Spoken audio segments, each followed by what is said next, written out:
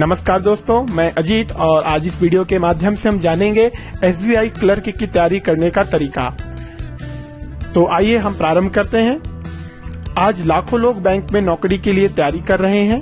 ये उम्मीदवार बैंक में भर्ती के लिए दिन रात मेहनत कर रहे हैं। यहाँ तक कि कई उम्मीदवार बीई बीटेक करने के बाद भी बैंक में काम करना चाहते हैं। इसका कारण है अच्छी सैलरी, तनाव रहित कैरियर, नौकरी पाने के लिए प्रत्येक वर्ष अवसर मिलना। पर आवेदन भर देने और परीक्षा में बैठ जाने बस से ही आप नौकरी प्राप्त नहीं कर लें, यह संभव नहीं है। इसके लिए कड़ी मेहनत के साथ आपको परीक्षा से संबंधित अच्छी गाइडलाइन की आवश्यकता होती है, जिसके बाद ही आप बैंक में क्लर्क परीक्षा में सफल हो सकते हैं। एसबीआई क्लर्क परीक्षा की शैक्षिक योग्यता क्या होती है, इसके बारे में हम जानते हैं। उम्मीदवार को किसी मान्यता प्राप्त विश्वविद्यालय से ग्रेजुएट होना चाहिए। ग्रेजुएशन पूरा होने के बाद ही उम्मीदवार आवेदन कर सकता है, यानी इंटरव्यू के पहले आपका ग्रेजुएशन पूरा हो जाना चाहिए। एसबीआई क्लर्क परीक्षा की आयु सीमा क्या है? सामान्य वर्ग के उम्मीदवार की न्यूनतम आयु 20 वर्ष होनी चाहिए, जबकि अधिकतम आयु 28 वर्ष होनी चाहिए।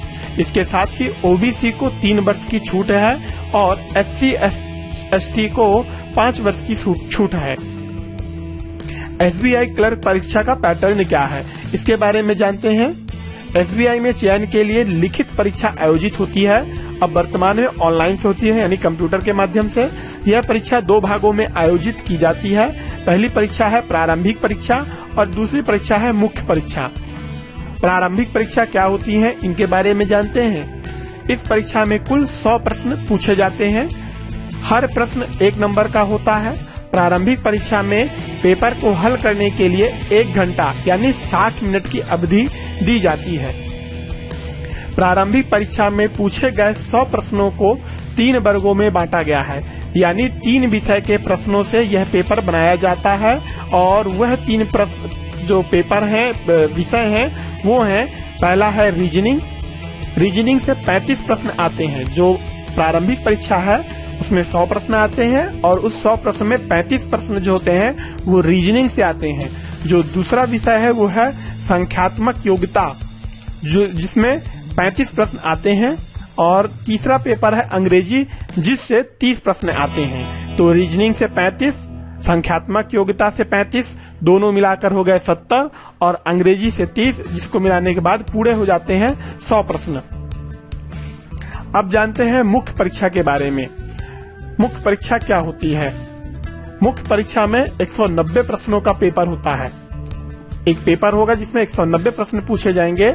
यह पूरा पेपर 200 नंबर का होता है। इसे हल करने के लिए 160 मिनट दिए जाते हैं, यानी कि 2 घंटा 40 मिनट। मुख्य परीक्षा में 4 विषयों को शामिल किया गया है। पहला विषय है जर्नल एवं फाइनेंशियल अवेयरनेस। इसके 50 अंक के पेपर क्वेश्चन आते हैं, यानी 50 प्रश्न होते हैं और उन 50 के 1-1 अंक होते हैं, यानी 50 अंक का पेपर होता है। और इसको करने की जो अवधि होती है वो होती है 35 मिनट। आपको 35 मिनट के अंदर इन 50 प्रश्नों को हल करना होगा। दूसरा पेपर है सामान्य अंग्रेजी। ये इसमें 40 प्रश्न आते हैं, जिनके अंक भी 40 होते हैं। इसे करने का जो अवधि है वो है 35 मिनट। 35 मिनट में ये 40 प्रश्न आपको करने हैं। तीसरा पेपर है क्वांटिटेटिव एप्टीट्यूड। इसमें 50 प्रश्न आते हैं। प्रत्येक प्रश्न 1 नंबर का होता है और इसे हल करने का जो समय दिया गया है वो 35 मिनट दिया गया है। चौथा पेपर है रीजनिंग और कंप्यूटर। इससे 60 प्रश्न आते हैं, जो कि 60 अंक का होता है और इसे करने के लिए जो समय मिलता है वो 45 मिनट होता है। इस परीक्षा में निगेटिव मार्किंग भी होती है। हर प्रश्न के गलत होने पर 1/4 अंक काटते हैं। ध्यान रखें, 1 नंबर अगर आपने 1 प्रश्न काट दिया तो उसमें आपको 0.75 अंक ही प्राप्त होंगे, बाकी 0.25 कट जाएंगे।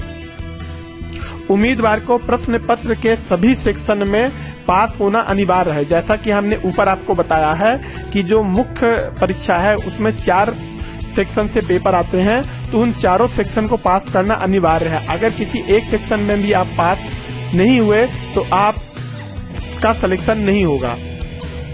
इसी के साथ दोस्तों हमारा यह वीडियो यहीं पर समाप्त होता है।